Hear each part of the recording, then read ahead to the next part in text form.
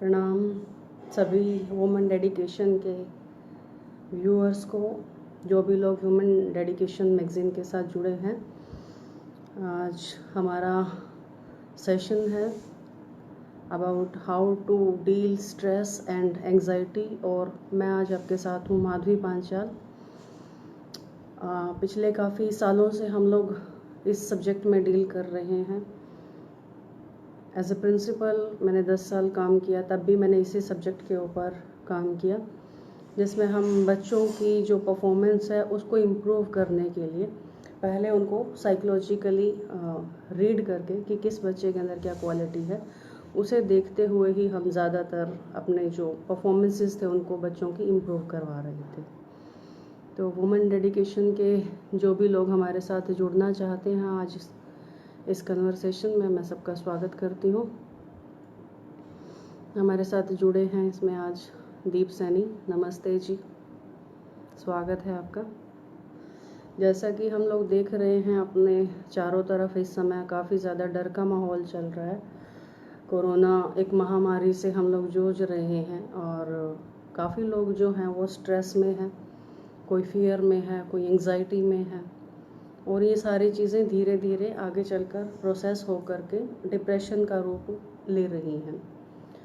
जैसा कि एक आंकड़े के मुताबिक अगर हम बात कर रहे हैं तो क्या है, कितने लोग हैं जो डिप्रेशन से, स्ट्रेस से, एंग्जाइटी से या किसी भी मेंटल प्रॉब्लम से ग्रसित हैं। तो जो एक आंकड़ा कहता है, साइकोलॉजिस्ट जो एक साइकोलॉजिकल स्टडी होती है हर साल, उसमें ये बताया जाता है कि हर साल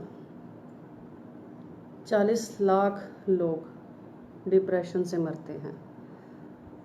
स्ट्रेस, एंग्जाइटी और जो भी मेंटल बीमारी होती है उनके साथ उनकी मौत हो जाती है। और पूरी दुनिया में 28 करोड़ के आसपास डिप्रेशन के केस हैं जो कि डायग्नोज हैं। कृष्णकांत हमारे साथ जुड़े हैं। वेलकम कृष्णकांत, स्वागत है आपका। तो इतने करोड़ तो वो हैं जिनका कंफर्म हो चुका है कि ये लोग डिप्रेशन से जुड़े हुए हैं, जिनको कंफर्म है कि डिप्रेशन है। उसके अलावा बहुत सारे लोग हैं जो अपनी बात, अपना टेंशन किसी के साथ शेयर करना पसंद नहीं करते हैं। तो ऐसे लोग तो डायग्नोज भी नहीं हो पाते हैं और वो धीरे धीरे प्रोसेस करते हुए डिप्रेशन से होते हुए निकल जाते हैं, इस दुनिया से चले जाते हैं। तो ये शुरू कहाँ से होता है, इसके सिम्टम्स क्या हैं, स्ट्रेस कैसे होता है। इसमें एक बहुत ही अच्छी बात है, हमारे जो सदगुरु ओशो हैं उनकी बात से मैं इस चर्चा को शुरू करना चाहूँगी कि सबसे बड़ा रोग क्या कहेंगे लोग। हम पूरी ज़िंदगी इस बात को सोचने में बिता देते हैं कि लोग क्या कहेंगे। हमारे जो तनाव की शुरुआत है वो पहला इसी बात से शुरू होती है। और लोग कुछ नहीं कहते। लोग जब आपको 4 लोग कंधे पर उठाते हैं तो एक ही बात कहते हैं, राम नाम सत्य है। कोई आपके बारे में कुछ नहीं कहता। जब तक जीवित होता है व्यक्ति तब तक वो हमेशा बुरा ही होता है। आप कभी किसी की एक्सपेक्टेशन पूरी नहीं कर पाते हैं तो आप उसके लिए बुरे हो जाते हैं। जब आप एक्सपेक्टेशन लाइफ टाइम पूरी करते रहेंगे तो आप अच्छे होते हैं। तो ये एक्सपेक्टेशन गेम है, ब्लेम गेम है, जजमेंटल गेम है, बहुत सारी गेम्स है जो हम खेलते रहते हैं। विजय बाबा हमारे साथ जुड़े हैं, नमस्कार आपको। तो ये सारी गेम्स खेलते खेलते हम जीवन को जीना भूल जाते हैं अक्सर। जीवन जैसी जो कीमती चीज़, जो एक अनमोल चीज़ हमें मिली है, अस्तित्व ने, परमात्मा ने हमें दी है, उसको हम छोड़ देते हैं। आज वुमेन डेडिकेशन मैगज़ीन के माध्यम से आप लोगों से चर्चा करने का और बातचीत करने का एक मौका मिल रहा है। तो आप लोग अपने, जो लोग हमारे साथ जुड़े हैं, वो कोई सवाल पूछना चाहें तो सवाल पूछ सकते हैं।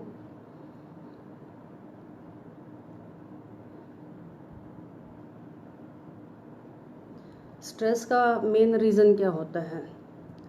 जैसा कि हम सब लोग जानते हैं कि हमारा जो मस्तिष्क है वो एक विचारों का बहुत बड़ा फैक्ट्री है। फैक्ट्री के अंदर हर रोज़ कुछ ना कुछ हमारे विचार इकट्ठे होते रहते हैं, हमारे साथ 2 लोग और जुड़े हैं, देवयाचक, स्वामी आत्मदर्शन, प्रेम प्रणाम सभी को। तो इस फैक्ट्री का क्या काम है? इस फैक्ट्री का एक ही काम है कि हर रोज़ नए नए विचार पैदा करना।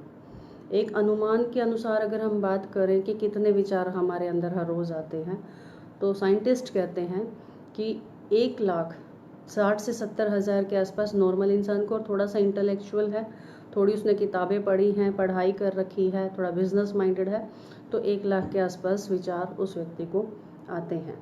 तो ये विचारों की इनकमिंग का तो हमारे पास बहुत बड़ा सोर्स माइंड ने क्रिएट कर रखा है, लेकिन आउटगोइंग कोई नहीं है।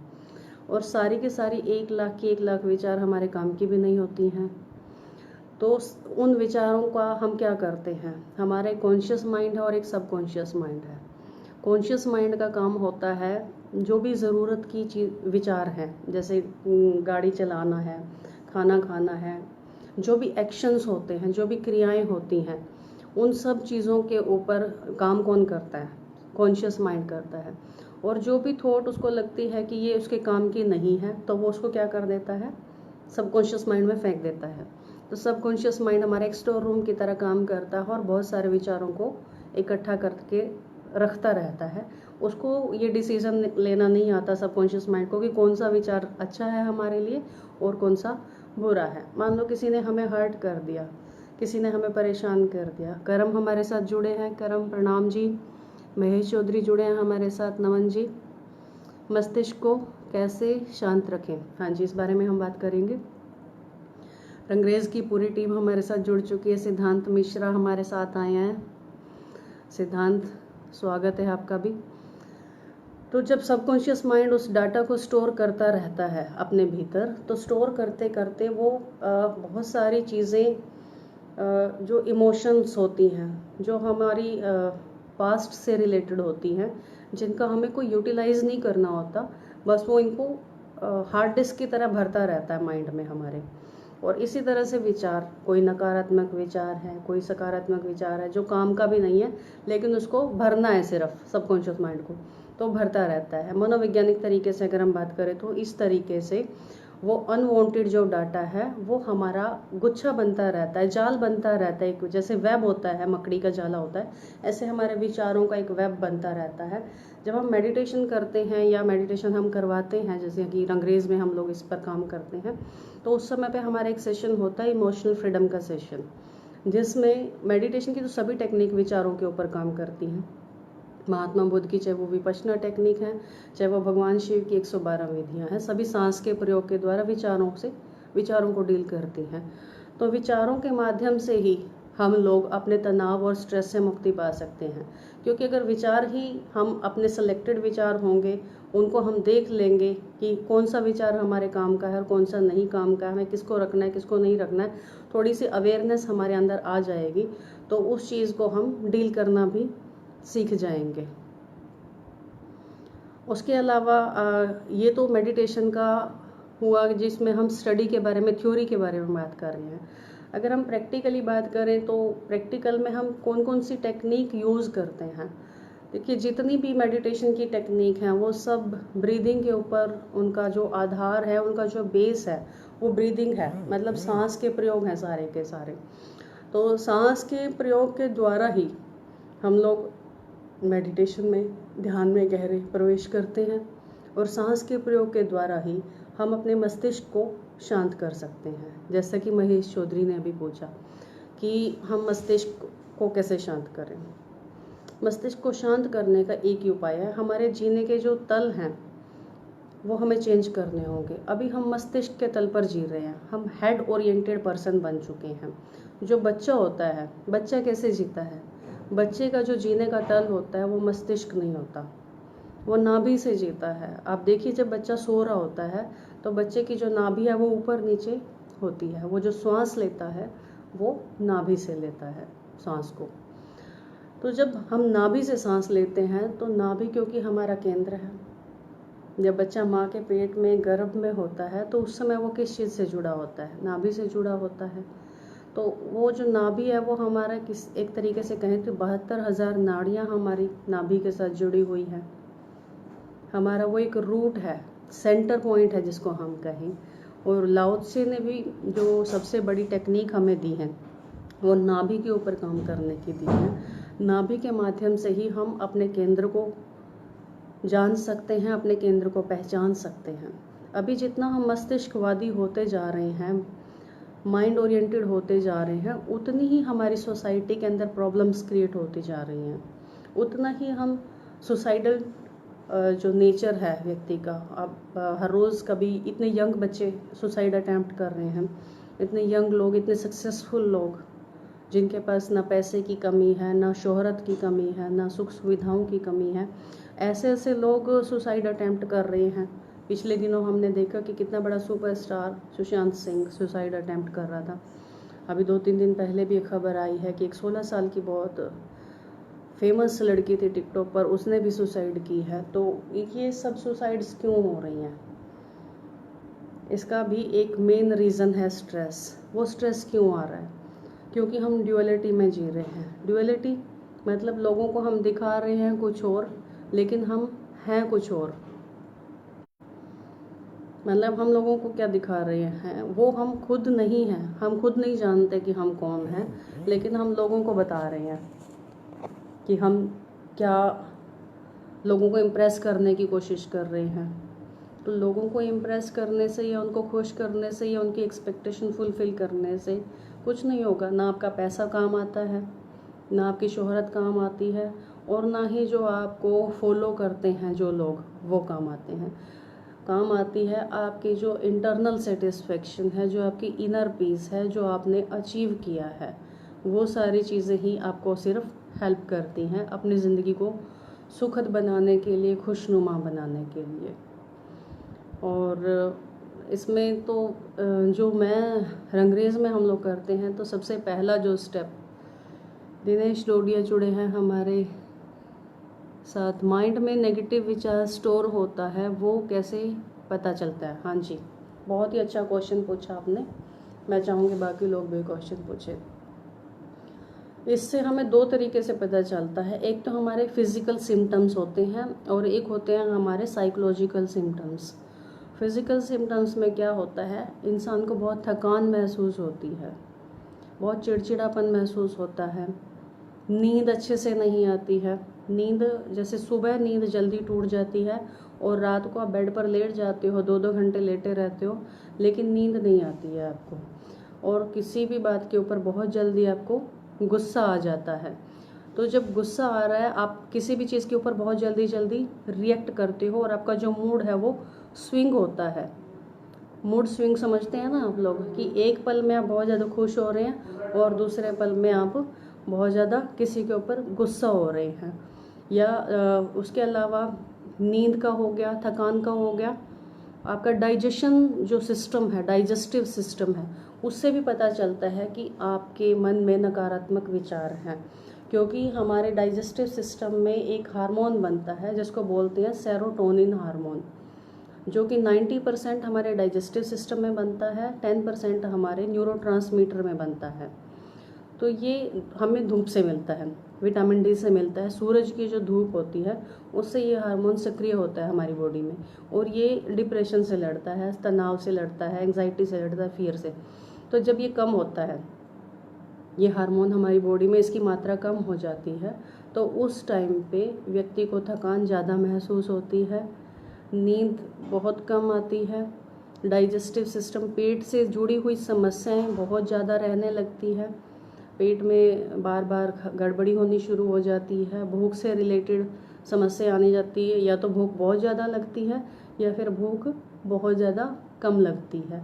तो अगर पेट से संबंधित आपको रोग हो रहे हैं या स्किन से संबंधित आपको, जैसे कि फंगस हो रहा है, कुछ हो रहा है, इस तरह के रैशेज़ हो रहे हैं बार बार, तो ये भी हमारी नकारात्मक विचारों का जो प्रभाव होता है एक हमारे ऊपर, उसकी वजह से हो रहा होता है। नेगेटिव विचारों से कैसे दूर रहा जा सकता है? देखिए, विचार तो दोनों ही तरह के आएंगे रोहित कुमार जी। हमारा जो माइंड है उसको सिलेक्शन का नहीं पता कि नेगेटिव विचार कौन से हैं और कौन से पॉजिटिव विचार हैं। ये नेगेटिव और पॉजिटिव की हमने थोड़ी सी इसमें डिवीज़न कर रखी है और हमें करनी है। तो इसमें ये होता है कि जो भी अब ब्रीदिंग के ऊपर थोड़ा सा आपको काम करना पड़ेगा। सुबह उठकर अगर आप थोड़ा सा 20 मिनट 15 मिनट प्राणायाम और योगा करते हैं और सुबह की धूप के साथ आप शुरुआत करें पूरे दिन की, तो उस समय पे 2 हार्मोन्स आपके सक्रिय हो जाते हैं प्राणायाम करने से। एक धूप से तो हो गया आपका सेरोटोनिन, और प्राणायाम से और एक्सरसाइज से होता है एंडोर्फिन हार्मोन होता है हमारे अंदर एक, वो हार्मोन हमारा काम करता है। तो उस हार्मोन से क्या होता है कि हमारी बॉडी में एक पेन किलर का काम होता है, जो एंडोर्फिन हार्मोन करता है, वो उससे लड़ता है, बॉडी के जो पेन होते हैं उससे लड़ता है, नकारात्मक विचारों को आने से रोकता है, और हमें ज़िंदगी में एक खुशनुमा एहसास करवाता है कि लाइफ में सब कुछ अच्छा हो रहा है। और ये एक्सरसाइज के अलावा मेडिटेशन करने से भी रिलीज़ होता है ये हार्मोन। अगर आप अच्छा म्यूज़िक सुनते हैं, डिपेंड करता है कि आप कैसा म्यूज़िक सुनते हैं और कैसे लोगों की संगत में आप बैठते हैं, कैसे लोगों के विचारों को आप सुनते हैं, ये सारी चीज़ें आप अपनी सारी इंद्रियों को किस तरह का डाटा दे रहे हैं। तो जो भी डाटा आप अपने अंदर रिसीव कर रहे हैं, चाहे वो विजुअल डाटा ले रहे हैं आँखों के साथ, चाहे वो कानों के साथ ले रहे हैं, म्यूज़िक ले रहे हैं, चाहे वो आप शब्द किसी के सुन रहे हैं या बोल रहे हैं, तो ये जितनी भी हमारी इंद्रियां हैं, इनके साथ जो भी हम चीज़ें कर रहे हैं, उस समय पे ये चीज़ें हमें इफ़ेक्ट करती हैं। अंकित गुप्ता जुड़े हैं हमारे साथ, नमस्कार जी। स्वामी जीवन जुड़े हैं, स्वामी सुनीता धारीवाल जांगिड दीदी जुड़े हैं। खुशी की मन स्थिति लंबे समय तक कैसे मेंटेन करें, पॉजिटिव और खुशी के कारक हार्मोन्स की अवधि बढ़ जाए। जो हमारे खुशी के हार्मोन्स है दीदी, वो है हमारे एंडोर्फिन जो हार्मोन है, वो सबसे ज़्यादा काम करता है इस चीज़ में। और ये कुछ गतिविधियां हैं, कुछ एक्टिविटीज़ हैं जिनको करने से ये रिलीज़ होता है। सुबह जैसे मैंने अभी बताया कि योगा करने से, आपकी जो भी फेवरेट चीज़ें हैं वो करने से, और इसमें तो इवन ये भी है, स्टडीज़ ये कहती है कि अगर आप अपना मनपसंद खाना खाते हैं, स्पाइसी खाना खाते हैं, तो उस समय भी आपका एंडोर्फिन हार्मोन रिलीज़ होता है। डांस करने से आपका एंडोर्फिन हार्मोन रिलीज़ करता है, आपका म्यूज़िक सुनने से ये हार्मोन रिलीज़ करता है। तो डेली जब ये हार्मोन आपके अंदर सक्रिय होगा, न्यूरोट्रांसमीटर के माध्यम से हमारी जो स्पाइनल कोड है वहाँ से ये हमारी पूरी बॉडी में सर्कुलेट होता है, जैसे ब्लड सर्कुलेट होता है उसी तरह से ये भी हमारी बॉडी में सर्कुलेट होता है। तो उस समय जैसे जैसे हम इसकी मात्रा हम अपने डेली बेसिस पे हम अपनी बॉडी को देते जाएंगे, तो ये 21 दिन तक या 40 दिन तक आप रेगुलर करके देखिए, तो फिर हमारा माइंड उस चीज़ को ऑटो डिज़ाइन कर लेता है, यानी कि ऑटो सिस्टम में अडोप्ट कर लेता है। सिर्फ किसी भी चीज़ को करने के लिए या मेंटेन करने के लिए हमें 21 दिन उसको फॉलो करना होगा। अंकित गुप्त, शायद बीच में कुछ कनेक्शन रुक गया था। तो ये हार्मोन्स के अलावा हम एक सब्जेक्ट पे और स्टडी करते हैं जिसे हम 7 चक्रा, जो कि हमारी ऋषि परंपरा से चला आ रहा है। 7 चक्रा का भी हम एक थियोरी है जिसके ऊपर हम काम करते हैं मेडिटेशन की फील्ड में। तो हमारा जो हार्ट चक्रा है, ये बहुत ज़्यादा जब फुल हो जाता है, ब्लॉक हो जाता है, तब भी हमारे जो हार्मोन्स है वो अलग तरीके से काम करना शुरू कर देते हैं। तो हार्ट चक्रा को एक्टिव रखने के लिए हमें क्या करना चाहिए? हमें अच्छे दोस्त हमारे आसपास होने चाहिए जिनके साथ हम अपने दिल की हर बात को कॉन्फिडेंस के साथ शेयर कर सकें, क्योंकि शेयरिंग करने के बाद क्या होता है, शेयरिंग करने के बाद आपका जो मस्तिष्क है वो पूरी तरह से खाली हो जाता है। दूसरा, एक अगर हम एलिमेंटल तरीके से बात करें कि एलिमेंट थेरेपी होती है कि जिसमें 5 एलिमेंट्स के साथ हम काम करते हैं, तो उसमें जो हमारा फर्स्ट चक्र है रूट चक्रा, तो रूट चक्रा जो है वो अर्थ एलिमेंट को रिप्रेजेंट करता है और रेड कलर को रिप्रेजेंट करता है। जब हमारा अर्थ चक्रा कमज़ोर होता है, हमारा रूट चक्रा कमज़ोर होता है, तो हमें क्या क्या फील होता है? हमें इनसिक्योरिटी फील होती है। जब हमें इनसिक्योरिटी फील होती है, इट मीन्स आप समझ लीजिए कि आपका रूट चक्रा डिस्टर्ब है, समझ लीजिए कि आप डिप्रेशन, स्ट्रेस, एंजाइटी, फियर, इनमें से किसी न किसी स्टेज को डील कर रहे हैं। तो अर्थ चक्र को कैसे ठीक करें? अर्थ चक्र के कमज़ोर होने से भी डिप्रेशन का बहुत बड़ा गहरा नाता है, क्योंकि जो रूट चक्र है वो हमारे जीवन का चक्र है। वही हमारा पहला चक्र है। अगर वही हमारा सही नहीं है, अब जैसे किसी के बाल झड़ते हैं बहुत ज़्यादा, ये भी रूट चक्र की प्रॉब्लम है। किसी को दांत की प्रॉब्लम हो रही है बहुत ज़्यादा, टीथ में पेन है, बोन्स में पेन है, तो ये भी क्या है, रूट चक्र की प्रॉब्लम है। तो इन सारी प्रॉब्लम से आप एक जजमेंट निकाल सकते हैं कि आपको ये प्रॉब्लम है या नहीं है। अब इसको ठीक कैसे करें? इसको ठीक करने के लिए जैसे कि प्राचीन काल में क्या होता था, पुराने ज़माने में क्या होता था कि घर कच्चे होते थे, हम लोग नंगे पाँव उसके ऊपर चलते थे, तो हमें अर्थ एलिमेंट नेचुरली मिल जाता था। अब क्या हो गया, सिचुएशन चेंज हो गया पूरी तरह से, अर्थ एलिमेंट हमें मिल नहीं पाता है। और अर्थ एलिमेंट क्योंकि फर्श है, पक्के फर्श हैं घर में सब जगह पर, और पार्क में हम लोग कम जाते हैं, और अगर जाते भी हैं तो शूज़ पहन के जाते हैं, हम उसमें नंगे पाँव नहीं चलते हैं। तो नंगे पाँव हमें ज़मीन पर 20 मिनट अगर हम चलते हैं तो उससे हमारी बॉडी को जो अर्थ, क्योंकि हमारी बॉडी अर्थ से बनी हुई है, अर्थ एलिमेंट भी इसके अंदर है, तो अर्थ एलिमेंट को हमें अचीव करना होगा, उसको मेंटेन करना होगा। दूसरा, अर्थ से निकलने वाली जो चीज़ें हैं, जैसे गाजर है, मूली है, आलू है, या जो भी धरती के नीचे से चीज़ें पैदा होती है, चुकंदर है, तो ये चीज़ें अगर हम खाते हैं, लाल रंग का हम इस्तेमाल करते हैं। लेकिन अगर आपको गुस्सा ज़्यादा आता है और बीपी हाई होता है, तब आपको लाल रंग का इस्तेमाल नहीं करना है। तब आप सिर्फ अर्थ से जुड़ी हुई चीज़ें आप लेते रहिए, उससे भी आपका रूट चक्र अच्छा होगा, सक्रिय होगा, आपके हार्मोन्स इंप्रूव होंगे, और स्ट्रेस, एंग्जाइटी, फियर, ये सब जो नेगेटिव सोच है, नेगेटिव भावनाएं हैं, ये दूर होंगी। इसके अलावा एक छोटी सी मैं ब्रीदिंग एक्सरसाइज आप सबको बताना चाहती हूँ, दीदी सुनीता धारीवाल, आपको भी मैं बताना चाहूँगी कि हमें सांस जो है वो नाक से कैसे छोड़नी है। जैसे कि हम लोग देखते हैं कि कपालभाति करते हैं, जो पतंजलि द्वारा सिखाया, ये बहुत सारे लोग सिखा रहे हैं, तो उसमें कपालभाति में इस सांस को हम ऐसे छोड़ते हैं, इस तरीके से सांस को नहीं छोड़ना। इसमें हमें अगर अपना स्ट्रेस रिलीज़ करना है, डिप्रेशन रिलीज़ करना है, पूरी बॉडी को एकदम से ढीला छोड़ लेना है, इसको बॉडी को लूज छोड़ के हमें श्वास को बहुत तेज़ी के साथ ऐसे छोड़ना है।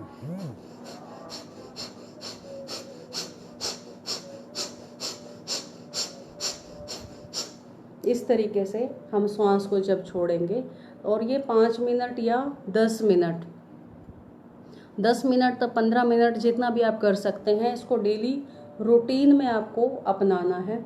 इसको आप करते हुए जब आपको 15 मिनट हो जाए, फिर आप थोड़ा सा साइलेंस में चले जाएं, साइलेंट होकर बैठ जाएं, तो आपको काफ़ी जो भी आपके टॉक्सिक थॉट्स हैं जितने भी, वो रिलीज़ हो जाते हैं।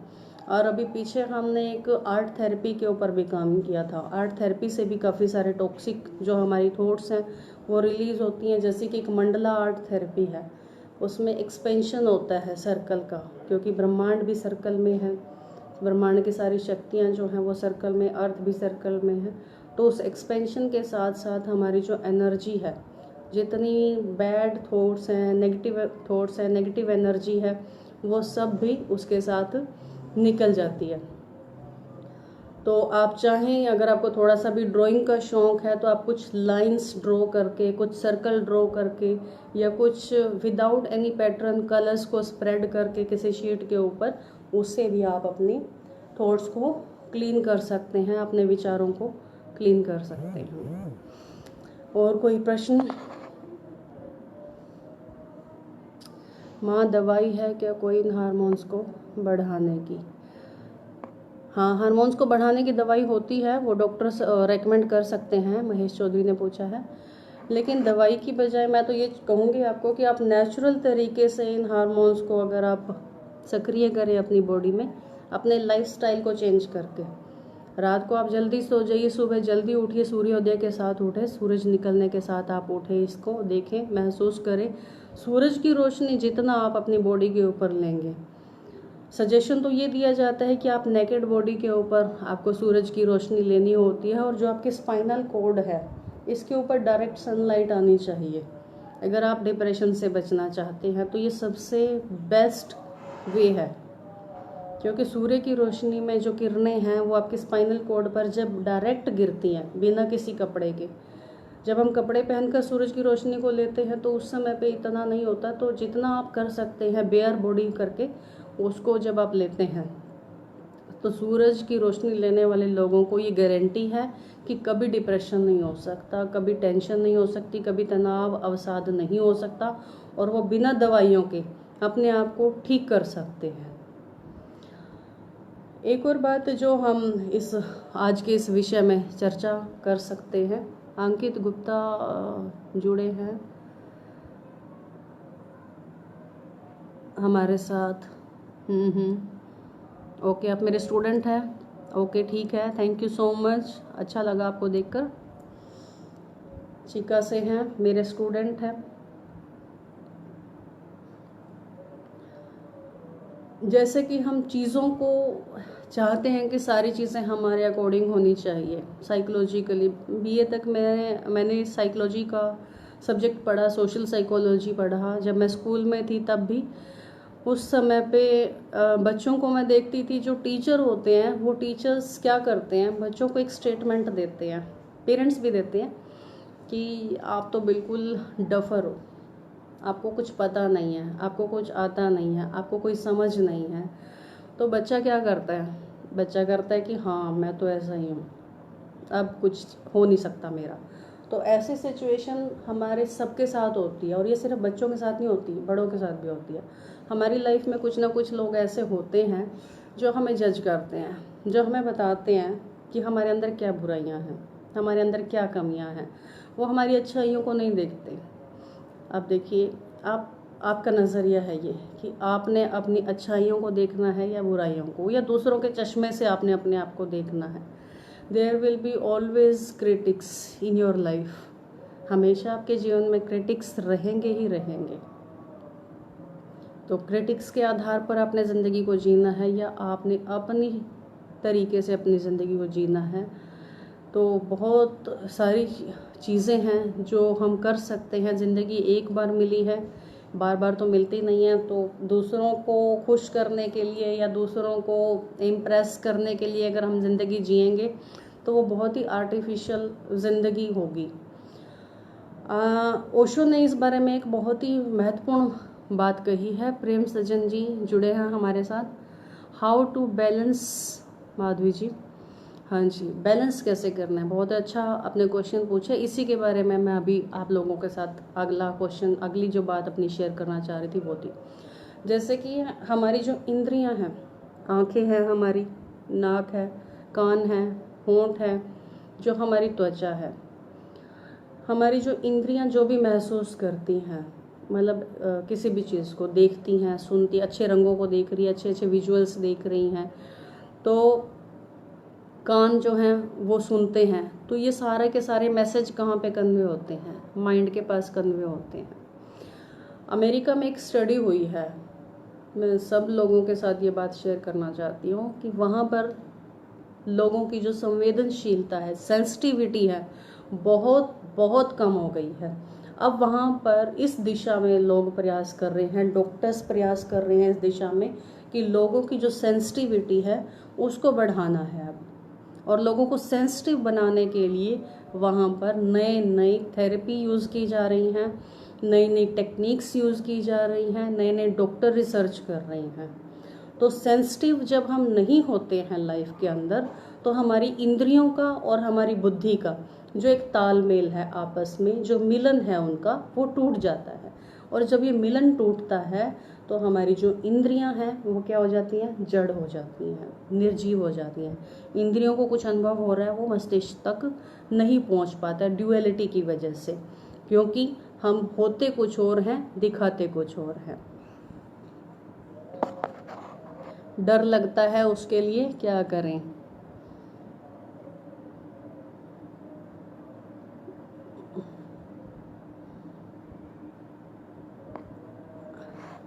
हाँ जी, डर किस लिए लगता है? कोई इनसिक्योरिटी हमारी लाइफ में है तो उसकी वजह से हमें डर लग रहा है। इनसिक्योरिटी की वजह से, किसी ना किसी इनसिक्योरिटी से हम डर रहे हैं।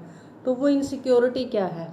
या तो सर्वाइवल की इनसिक्योरिटी है कि हम जिएंगे कैसे, या फिर आपको इनसिक्योरिटी है कि लोग आपके बारे में क्या सोच रहे हैं, ये इनसिक्योरिटी है, या फिर आपको ये इनसिक्योरिटी है कि आप दिखेंगे कैसे, आप कैसे दिख रहे हैं, ये इनसिक्योरिटी है। तो आप किस टाइप की इनसिक्योरिटी, या आपको फाइनेंशियली इनसिक्योरिटी है कि आपके पास पैसा नहीं है ज़रूरत का, इस तरह की अगर कोई इनसिक्योरिटी है तो देखिए, अगर फाइनेंशियल इनसिक्योरिटी है तो आपको पैसा कमाना पड़ेगा उसके लिए, तभी आपका डर ख़त्म होगा।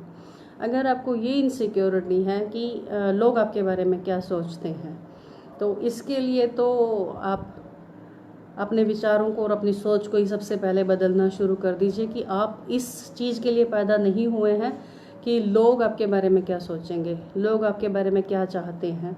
लोगों के लिए आप पैदा नहीं हुए, आप अपने जीवन को अपने तरीके से जीने के लिए पैदा हुए हैं। और उसके लिए कुछ मेडिटेशन टेक्निक्स भी हैं जो आपको करनी चाहिए। मणिपुर चक्रा जो है, येलो कलर है उसका, तो वो हमारे भय को रिप्रेजेंट करता है। उसमें भय की जो हमारी अवस्थाएं हैं उसमें मणिपुर चक्रा हमारा डील करता है।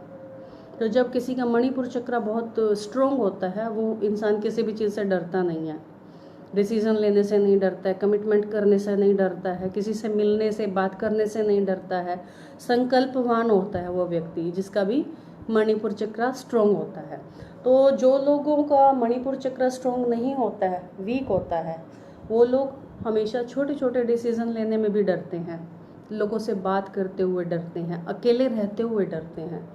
तो इसको हम बोलते हैं अभय की साधना करना। मौत का डर अगर किसी को लगता है तो इट मीन्स यही है आपका कि आपका मणिपुर चक्र जो है वो कमज़ोर है। इसके लिए कुछ साधनाएं हैं जो की जा सकती हैं, मेडिटेशन है वो की जा सकती हैं। और अब आशीष करण जी ने ये पूछा है, आशीष करण जी ने पूछा है सवाल। तो अभी फ़िलहाल के लिए मैं आपको इस सेशन में ये बात, एक छोटी सी विधि आपको बता सकती हूँ जिससे आप अपनी इस प्रॉब्लम को सॉर्ट आउट कर सकते हैं। जैसे कि हम जो श्वास लेते हैं, मैंने पहले भी वीडियो के स्टार्टिंग में भी ये चर्चा की थी कि हम जो श्वास लेते हैं बहुत छोटी श्वास लेते हैं, या तो नाक से ले रहे हैं, गले से ले रहे हैं, सीने से ले रहे हैं, जबकि जो प्रॉपर तरीका है श्वास को लेने का वो है नाभि से श्वास को लेना। तो हमें नाभि से जितनी लंबी, जब भी हमें याद आए तो हमें नाभि से श्वास लेनी चाहिए। और जब भी आप सो रहे हैं, सोने से पहले आप 5 मिनट आंखें बंद करके कोई अच्छा सा सॉफ्ट सा म्यूज़िक लगा लीजिए, जैसे कोई फ्लूट का म्यूज़िक है, कोई संतूर का म्यूज़िक है, जो भी आपको पसंद है। अंधेरा हो कमरे के अंदर, थोड़ा सा बॉडी को पूरी तरह से रिलैक्स कर लीजिए, बिल्कुल टाइट कपड़े ना हो, लूज़ कपड़े हों आपके शरीर के ऊपर, कोई दबाव या तनाव ना हो। तो आंख बंद करके सोने से पहले भी 10 मिनट अपनी नाभि पर ध्यान कर लीजिए कि जो आपकी श्वास है वो नाभि से चल रही है, सांस है जो, और ये आपको एक दिन में नहीं सधेगा। आपका जो नाभि के साथ आपका जो कनेक्शन है वो एक दिन में नहीं जुड़ेगा, उसके लिए आपको लगातार प्रयास करना पड़ेगा। आपकी इंटेंसिटी कितनी है इसको करने में, इसके ऊपर डिपेंड करता है। हो सकता है आप 21 दिन में साध लो इसको, हो सकता है 10 दिन में साध लो, हो सकता है 40 दिन, हो सकता है 6 महीने, 3 महीने, डिपेंड आपके ऊपर करता है कि आप अपना कितना पैशन और कितना जुनून इस काम को करने में लगाएंगे। तभी ये फाइनल हो पाएगा कि आप नाभि से जुड़े हैं या नहीं जुड़े हैं। और इस बात की श्योरिटी है कि अगर आप अपनी नाभि के साथ अपनी एक बैलेंसिंग, एक हार्मनी क्रिएट कर लेते हैं, तो उसी समय आपके अंदर के जितने डर हैं वो सब विलीन हो जाएंगे, सब खत्म हो जाएंगे। और कोई प्रश्न?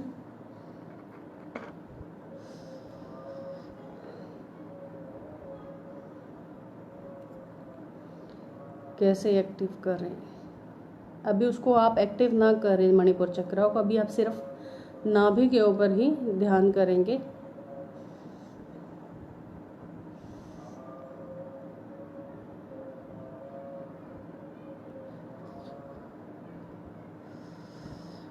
अगर और किसी मित्र का कोई प्रश्न है, कोई जानकारी आप लेना चाहें, तो आज हम अभी इसी टॉपिक के ऊपर बने हुए हैं, आप लोगों के साथ बात कर रहे हैं।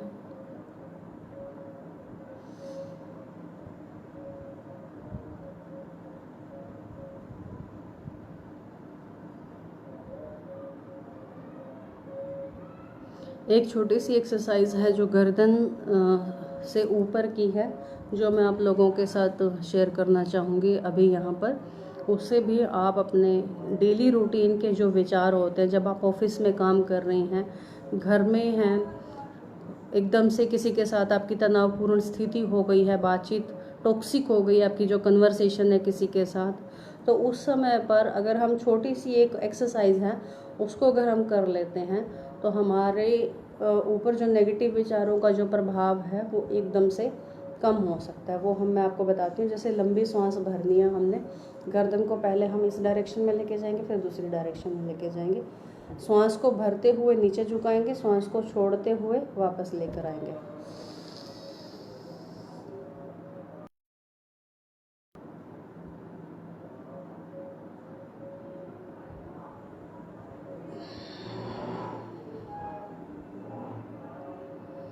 सांस को छोड़ते हुए वापस, और सांस को भरते हुए दोबारा आप दूसरी साइड से करेंगे।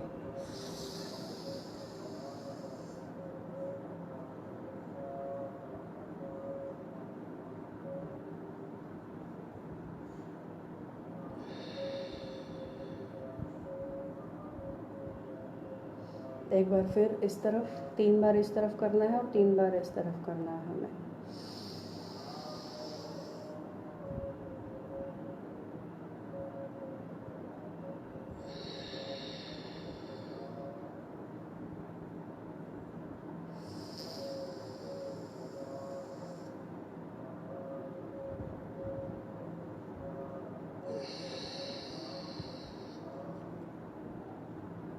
आप साथ साथ कर सकते हैं इसको, आपको खुद को फील होगा कि इससे कितना बेनिफिट हो रहा है। ये मैं डेली रूटीन के लिए बता रही हूँ रोहित कुमार जी, रूटीन के लिए कोई नियम जिससे तनाव दूर हो सके, ये डेली रूटीन का है।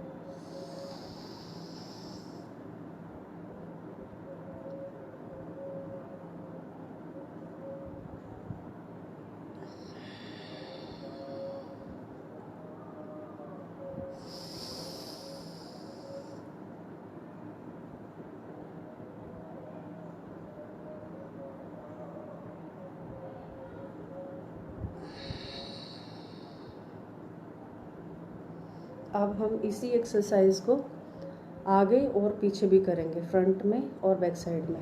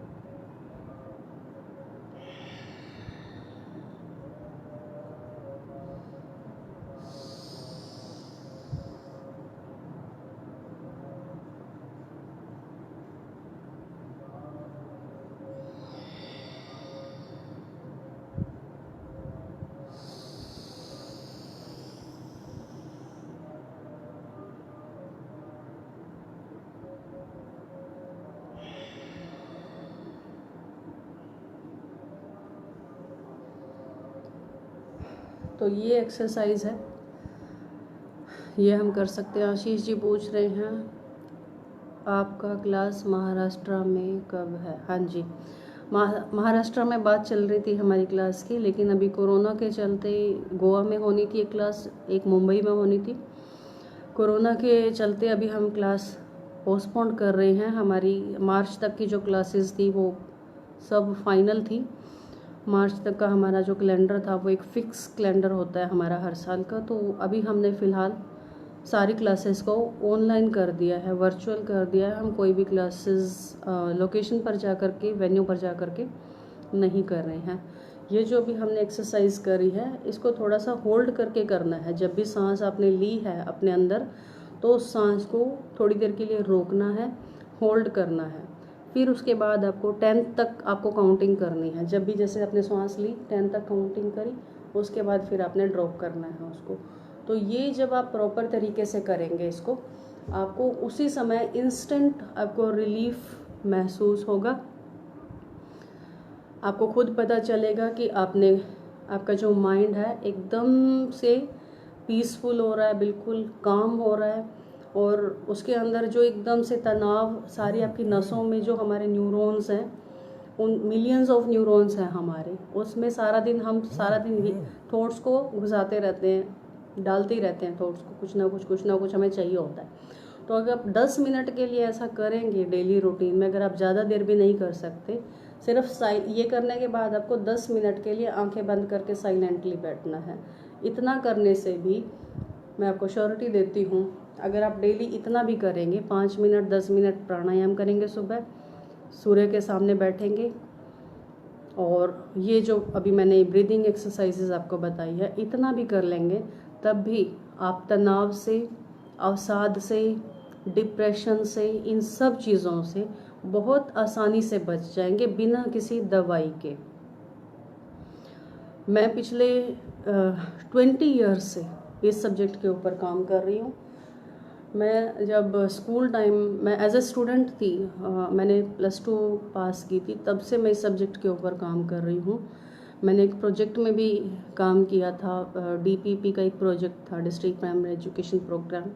उसमें भी 3 साल मैंने अपनी स्टडी के साथ साथ उस प्रोग्राम को जब मैं कर रही थी, तो उन दिनों में भी मेरा सबसे ज़्यादा इंटरेस्ट इसी सब्जेक्ट के साथ जुड़ा। मैंने बच्चों के साथ काम किया।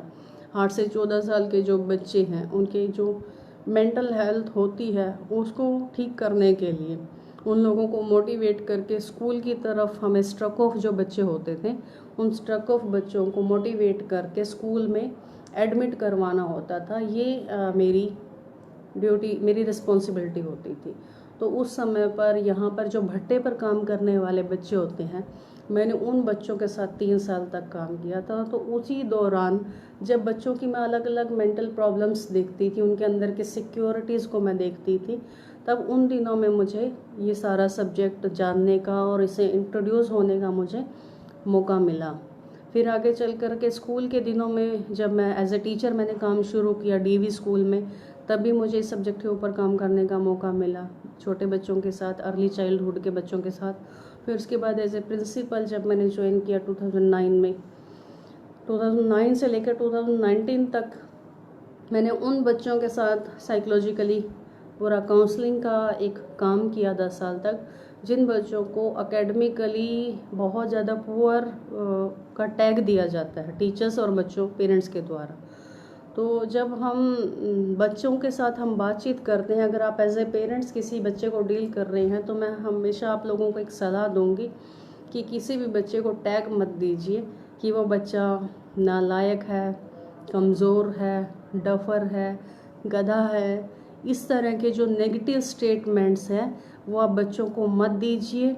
आप अपने दोस्तों को भी मत दीजिए, अपने भाई बहनों को भी मत दीजिए, अपने पेरेंट्स को भी मत दीजिए। ये जो स्टेटमेंट्स हम दे रहे हैं, ये जो टैग हम लोगों के ऊपर लगा रहे हैं, ये टैग जो हैं, ये मरते दम, ये किसी की मरने की वजह भी बन सकते हैं, क्योंकि वो इंसान उस टैग को अपनी रियलिटी मान लेता है। अगर कोई सेंसिटिव इंसान होता है, कोई इमोशनल इंसान होता है, तो कोशिश कीजिए कि अपने चारों तरफ हम पॉजिटिविटी को बढ़ा सके, प्रेम को बढ़ा सके, लाइफ में एक दूसरे के लिए खुशियाँ क्रिएट कर सके, प्रॉब्लम्स क्रिएट करने की बजाय एक दूसरे को माफ़ कर सके। अभी पीछे मैंने एक छोटा सा एक्सपेरिमेंट किया, मैं चाहूँगी कि आप लोग भी उस एक्सपेरिमेंट को करें, अगर आपको अच्छा लगे तो। एक मेरा सजेशन है आप लोगों के लिए, वो लोग जिन लोगों ने कभी आपको हर्ट किया हो, कभी आपको परेशान किया हो, कभी आपकी लाइफ में दिक्कतें क्रिएट किया हो, या आपका भरोसा तोड़ा हो, और बहुत टाइम से आप उनके साथ बातचीत नहीं कर रहे हैं, तो आप अभी इस टाइम पे, ये एक बहुत अच्छा टाइम है, कोरोना का टाइम है, क्योंकि कौन बचेगा कौन मरेगा कुछ पता नहीं है। हर रोज़ डेली के कितनी संख्या में लोग मर रहे हैं, अंदाज़ा भी नहीं है इसका, आंकड़े बनते जा रहे हैं लोगों की ज़िंदगी। तो इसीलिए सारी अपनी नफ़रत, अपना सारा गुस्सा, अपनी सारी शिकायतें भुला करके लोगों को माफ़ कर दीजिए, और उन लोगों को मैसेज और कॉल कीजिए जिनके साथ आपका कन्वर्सेशन ख़त्म हो चुका है, जिनके साथ आप बातचीत नहीं करते हैं, और उनके साथ आप एक मैसेज भेज दीजिए, या तो हाथ जोड़ने का जो एनिमेशन होता है आपके व्हाट्सएप में वो, या एक स्माइली का जो एनिमेशन होता है, इमोजी होता है, वो भेज दीजिए। वहाँ से कोई ना कोई रिस्पॉन्स ज़रूर आएगा। तो जैसे रिस्पॉन्स आता है आप खुद देखना, अपने अंदर नोटिस करना, उस व्यक्ति का भला हो या ना हो लेकिन आपका भला हो जाएगा। आप अपने अंदर जो पत्थर लेकर के जी रहे थे, अपने दिल के ऊपर पत्थर रख कर जी रहे थे, वो पत्थर आपके ऊपर से हट जाएगा। और जैसे ही वो पत्थर हटता है आप देखना आपको जो अपने धड़कन है, आपको जो हार्ट चक्र है, वो महसूस होगा कि उसके अंदर पहले से ज़्यादा गर्मी आ रही है, उसके अंदर पहले से ज़्यादा सेंसिटिविटी आ रही है, उसके अंदर पहले से ज़्यादा संवेदनशीलता आ रही है। आप छोटी छोटी चीज़ों को महसूस करना शुरू कर दोगे। हमें ज़्यादा से ज़्यादा बस सेंसिटिव बनने की ज़रूरत है अगर अपनी मेंटल हेल्थ को ठीक रखना है। इसके अलावा हमें और कोई चीज़ कुछ भी करने की ज़रूरत नहीं है। मेंटल हेल्थ को अच्छा रखने का सबसे अच्छा तरीका यही है कि आप अपने आप को खुश रखिए, ज़्यादा से ज़्यादा सेंसिटिव बनिए चीज़ों के प्रति।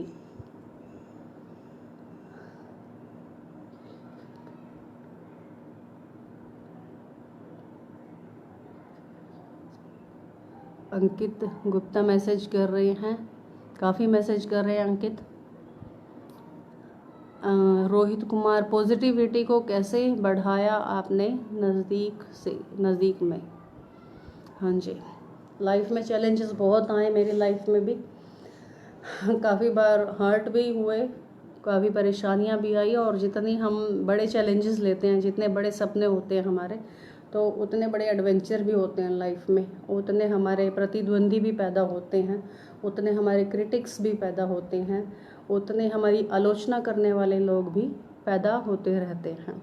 तो एक तो ये बात हमें स्वीकार करनी पड़ेगी कि सब लोग हमारा जो मूल्यांकन है वो पॉजिटिव तरीके से नहीं करेंगे। 100 के 100 लोग कभी भी किसी भी इंसान को अच्छा नहीं कह सकते। तो स्वीकार कीजिए, जिसने आपको बुरा बोला है, जिसने आपके बारे में कुछ नेगेटिव बोला है, सोचा है, कहा है, या कोई आपसे एक्सपेक्टेशन की है, तो उसके बारे में आपको ज़्यादा अपने आप को उलझाने की ज़रूरत नहीं है। उस चीज़ में आप अपना काम करते जाइए, जो काम आपने लिया है अपने लिए, जो आपने एक टारगेट लाइफ का सेट किया है कि आपको अपनी लाइफ में ये काम करना है, बस उसके प्रति अपनी पूरी दीवानगी लगा दीजिए, बाकी सब बातों को भूल जाइए। जिस दिन आप अपनी पूरी दीवानगी लगा देंगे उस दिन स्ट्रेस आपके पास आना बंद हो जाएगा। तो आज की चर्चा में मुझे लगता है टाइम हो गया है, तो काफ़ी बातचीत आप लोगों के साथ हुई, बहुत अच्छा लगा आपके साथ बात करके। थैंक यू सो मच मेरे साथ जुड़ने के लिए। सभी मित्रों को नमस्कार, प्रणाम, आदाब, सत श्री अकाल।